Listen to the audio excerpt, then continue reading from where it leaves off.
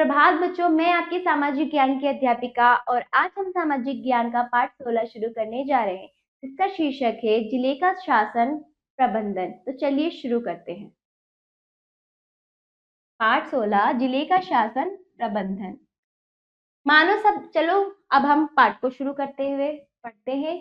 मानव सभ्यता का उदय एक लंबे और जटिल ऐतिहासिक प्रक्रिया का परिणाम है, ठीक है, जो लाखों वर्षों तक फैली रही। लगभग 60 लाख साल पहले मानवों के पूर्वज अफ्रीका में बंदर प्रजाति से अलग हुए। आज हम अपनी सभ्यता तथा संस्कृति पर गर्व करते हैं, किंतु आरंभ में हमारे पूर्वजों अर्थात आदि मानव की स्थिति पशुओं के ही समान थी। ठीक है, हमारे पूर्वज वृक्षों पर या गुफाओं में रात काटते, वन्य पशुओं की भांति नंगे रहते और दूसरे जीवों को मारकर उनके मांस से अपना पेट भरते। ठीक है, बताया जा रहा है जो मानव सभ्यता है, जो ये जो दुनिया बनी है मनुष्य की, मानव की, इसका उद्देश्य क्या है? ये जो हम यहाँ पर आज खड़े हैं एक सभ्य मानव बनकर, ठीक है, इसका जो रिजल्ट है, इसका जो क्या है परिणाम है, वो कई साल पुराने से चलता आ रहा है जब ये परिणाम निकल कर आया है। यानी कि इससे पहले क्या थे, लाखों वर्ष तक फैली रही। लगभग 60 लाख साल पहले मानव जो थे हम जैसे नहीं थे, वो क्या थे, वो हमारे पूर्वज जो अफ्रीका में बंदर प्रजाति से अलग हुए। पहले उनको बंदर माना जाता था, फिर वो क्या हो गए, अलग हो गए, वो मानव कहलाए। तो उनका उनका जो जीवन कैसा था, आज जो हम सभ्यता तथा संस्कृति पर गर्व करते हैं ना, कि हम अपनी सभ्यता, अपने धर्म की संस्कृति पर गर्व करते हैं, किंतु बहुत शुरू में कई लाख साल पहले की बात है। पूर्वज जो हमारे थे वो आदि मानव की स्थिति, यानी आधे इंसान और आधे पशुओं की तरह वो रहते थे। वो क्या करते थे, उनका अपना क्या होता था, ग्रह एक जगह नहीं होता था, वो जगह जगह रहते थे, पेड़ों पर रहते थे, गुफाओं में रात बिताते थे, वन्य पशुओं की भांति नंगे रहते थे। बाकी जैसे जानवर रहते हैं, पशु जो रहते हैं वन में, जंगलों में, उसी प्रकार वो रहते थे। उनको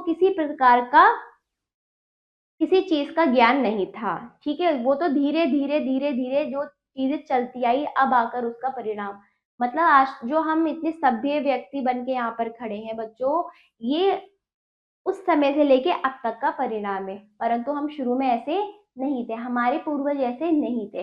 दूसरे जीवों को ये मारकर और उनके मांस से अपना पेट भरते थे। ठीक है, आरंभिक विकास, मानव में सोचने की शक्ति अन्य जीवों से अधिक थी। ठीक है, बतौर हमारे जो पूर्वज थे, उनका विकास इतना ना हुआ, लेकिन उनकी जो सोचने की शक्ति ना, वो बहुत अधिक थी। उन्होंने धीरे धीरे हर चीजों की खोजें की। धीरे धीरे उसके मस्तिष्क का और विकास होता गया तथा उसने दो पैरों पर खड़े होना और चलना सीख लिया। पहले क्या होता था, जैसे देखा होगा बंदर जिस प्रकार मनमानू जो होता है, चिंपैंजी होता है, उस प्रकार के चार पैरों से चलता था। तो पहले के मानव जो हमारे पूर्वज थे वो इसी प्रकार के थे, लेकिन धीरे धीरे उन्होंने दो पैरों से खड़ा होना और चलना सीख लिया। वे अपने अगले दो पैरों का प्रयोग हाथों के रूप में करने लगा। सोचने तथा बोलने की सामर्थ्य भी उसमें विकसित हो गई। सोचने समझने की जो शक्ति थी, सामर्थ्य उनमें विकसित हो गई। उसके अन्य अंगों में भी उसकी चेष्टा और आवश्यकताओं के अनुरूप परिवर्तन होते गए। मतलब उसके अन्य अंग, पहले क्या था, उनके अंग में भी बहुत अंतर था। क्या था, बड़े बड़े बाल थे, और क्या थी, चेष्टा, और उनकी आवश्यकता के अनुरूप क्या हो गया, उनके अंग भी परिवर्तित हो गए उसी के अनुरूप। जिस प्रकार जिन चीजों का उन्होंने क्या करा, जैसे जैसे विकसित होते चले गए, जैसे जैसे उन्होंने अपने अंदर परिवर्तन किया, वो चीजें भी क्या हो गई, खत्म होती चली गई, जो बाकी चीजें उनके शरीर में थी। ठीक है, पहले बाल बहुत बड़े बड़े होते थे, अब नहीं है, छोटे छोटे बाल है हम पे। नहीं तो पहले तो बड़े बड़े होते थे। उसी प्रकार पाषाण युग, अब आ जाइए, इसके बाद क्या है, पाषाण युग। जब मानव का, ये तो हमारे शुरुआती हमारे पूर्वज इस प्रकार थे, जब उनका विकास हो गया तो पाषाण युग आया। पाषाण युग मानव सभ्यता के इतिहास में एक महत्वपूर्ण कालखंड है, जो लगभग 2.5 लाख वर्ष पहले से 10,000 वर्ष पूर्व तक फैला है। ठीक है। जो पाषाण युग है क्या है, मानव सभ्यता यानी सभ्य मानव, विकसित मानव का एक महत्वपूर्ण समय का एक खंड ऐसा है। वो समय खंड क्या है, 1.5 लाख वर्ष से पहले 10,000 वर्ष पूर्व तक।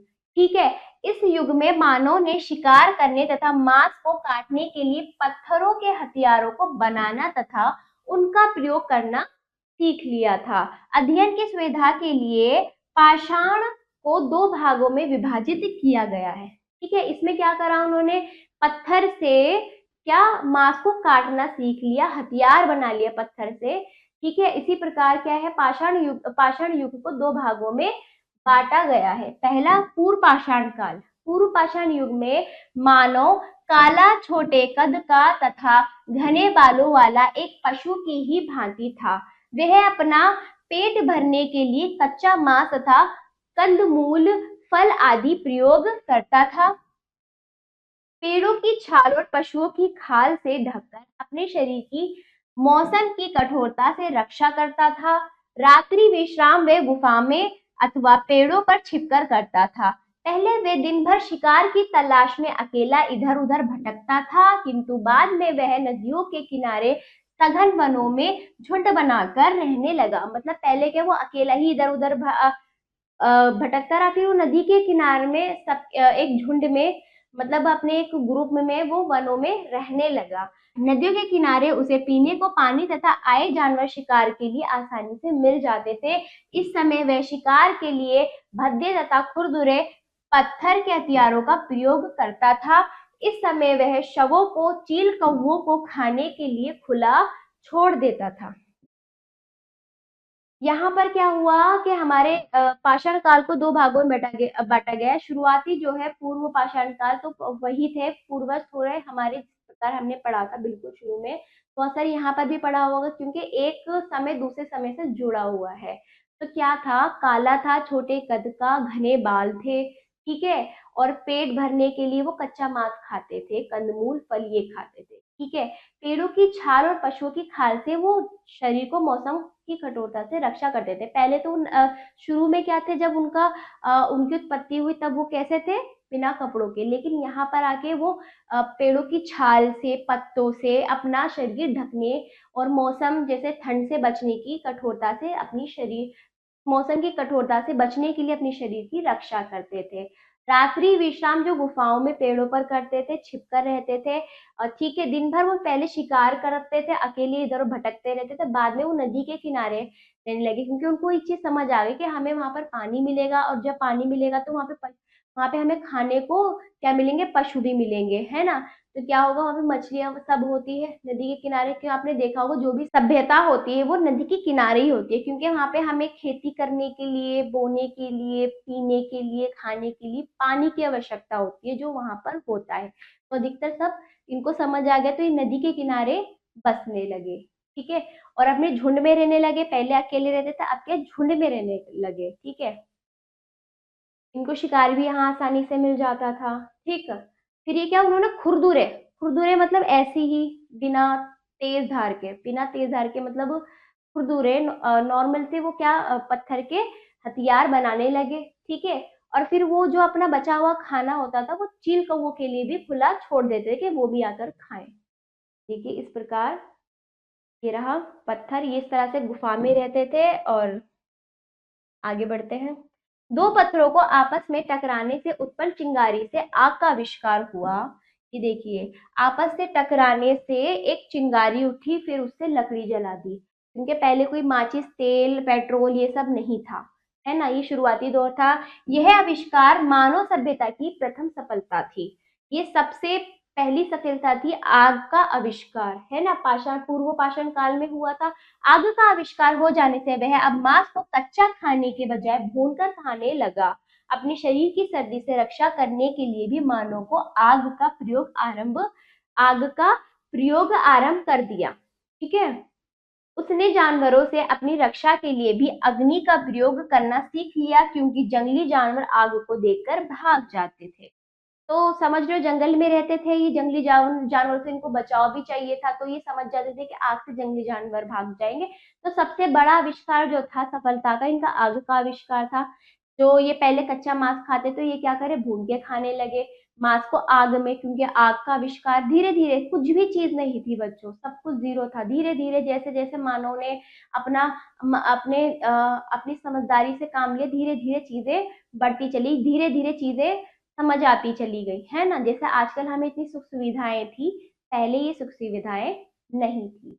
सब चीजें अपने अपने क्या हुआ, अपनी जैसे जैसे इनको समझ आती चली गई, वैसी वैसी चीजें बनती चली गई, इनके लिए आसान होती चली गई, ठीक है। और सर्दी से रक्षा करने के लिए मानो आग का प्रयोग करने लगा, गर्माहट महसूस करने लगा कि आग हमारे लिए बहुत क्या है, कारीगर सफलता वाली चीज है। फिर क्या हुआ, अग्नि से ये अपने आप को बचाव भी करने लगे जंगली जानवरों से, क्योंकि ये भी जंगल में रहते थे, जंगली जानवर भी जंगल में रहते थे, है ना। उत्तर पाषाण युग। अब आइए उत्तर पाषाण युग। पूर्व पाषाण युग के अंत तक मानव केवल आग जलाना ही सीख पाया था, उसके बाद उसने हथियारों पर ध्यान देना आरंभ कर दिया। अब उसने अपने पहले के खुरदुरे और बद्धे पत्थर के हथियारों को घिसकर चिकना तथा पैना करना सीख लिया। इसके पश्चात वे अपने कट इसके पश्चात वह उन पर पॉलिश करने लगा।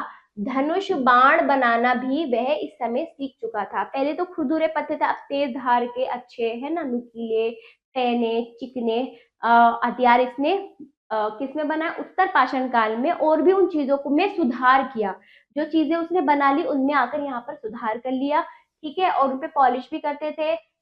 धनुष बाण जो बनाना ये सीख चुके थे इस काल तक, ठीक है। अब आ जाए कृषि का आविष्कार।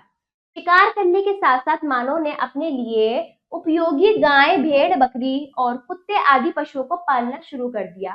पाले हुए पशु से उसे दूध तथा मांस मिलता था और सामान ढोने तथा शिकार करने में सहायता मिलती थी। पशुओं के लिए चारागाहों की खोज में घूमते मानव ने कुछ पौधों को जमीन से उगते, बढ़ते तथा फूलते फलते देखा। इन पौधों पर पके दानों को खाकर देखा, खाने पर वे उसे स्वादिष्ट लगे। समझ रहे हो कृषि का विकास कैसे हुआ, ठीक, खेती, ठीक है। शिकार करने के साथ साथ मानव ने क्या करा, भेड़, बकरी, कुत्ते ये पालने शुरू करे, ताकि इनको क्या मिल जाए, मांस मिल जाए, उसे दूध मिल जाए, है ना, उनका भोजन तैयार हो जाए इस प्रकार। और उनको सामान भी ढुलवाता था, ठीक है, शिकार करने में सहायता भी मिलती थी। पशुओं के लिए चारागाहों की खोज में, फिर पशुओं के लिए जो पशु उसने पाले तो उनको कुछ खाने के लिए भी चाहिए था, जो कहते तो पशु कहते हैं जो शाकाहारी है, वो क्या होता है, घास फूस खाते थे, तो उनकी चारा चराने के लिए उनकी खोज में उसने देखा कि जमीन से क्या है, पौधे उग रहे हैं, बढ़ते पौधे फूलते फलते उसने देखा, दिमाग चलाया उसने। फिर उसने देखा उसमें दाने भी आ रहे, तो उसने उन दानों को खाकर देखा, उसे वो बहुत अच्छे लगे। उसे पता नहीं था ये खाने वाली चीज, वो तो सिर्फ मांस खाते थे ना। फिर आगे आगे जैसे उन्होंने देखा समझा, अब उसने उन दानों को एकत्र करना आरंभ कर दिया। मिट्टी में बिखरे कुछ दानों से उसने पौधे को उत्पन्न होते देखा। बस यही देखकर उसे ज्ञान हो गया कि पौधों को उगाया जा सकता है। परिणाम स्वरूप उसने खेती करना सीख लिया। धीरे धीरे उसने खेती में पशुओं का प्रयोग और नदियों के जल से सिंचाई करना सीखा। अब वह गेहूं, जौ, ज्वार, बाजरा की खेती करने लगा। खेती का मानव सभ्यता की दूसरी बड़ी सफलता थी। पहली क्या थी, आग की खोज, दूसरी क्या थी, खेती। समझ आ गया। जब उसने देखा कि ये, फिर उसने क्या, वो दाने जो उसे स्वादिष्ट लगे वो सारे दाने निकाल लाते थे, इकट्ठा करने लगा और वो जमीन पे रख दिया उसने इकट्ठे करके, है ना। तो वो खाने के लिए जब उसने देखा वो जमीन पे पड़े पड़े वहां पे भी पौधे निकल गए, तो उसको समझ आ गया कि हम पौधे उगा सकते हैं इन्हीं बीजों के द्वारा।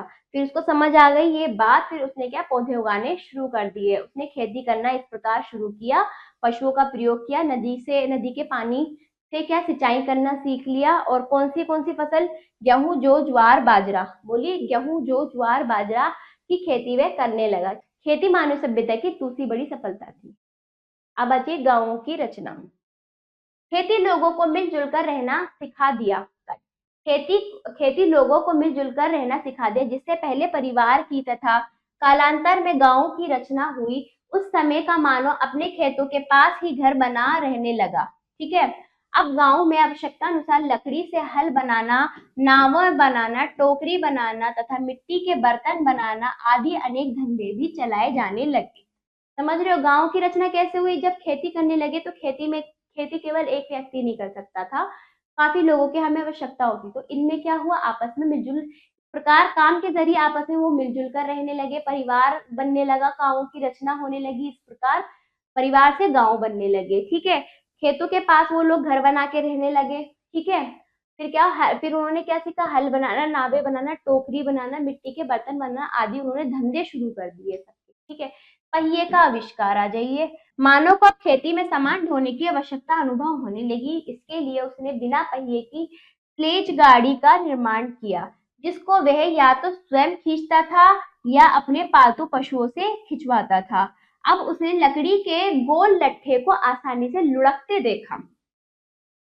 क्या हुआ, अब जब खेती होने लगी, इतना सारा अनाज एक व्यक्ति तो उठा नहीं सकता, उसके लिए हमें क्या चाहिए था, यातायात का साधन, है ना। पहिए गाड़ी चाहिए थी, लेकिन तब तक तो पहिए का यानी पहिए जो अ, पहिए का आविष्कार नहीं था, इनको पता नहीं था पहिए क्या होता है। तो क्या हुआ फिर,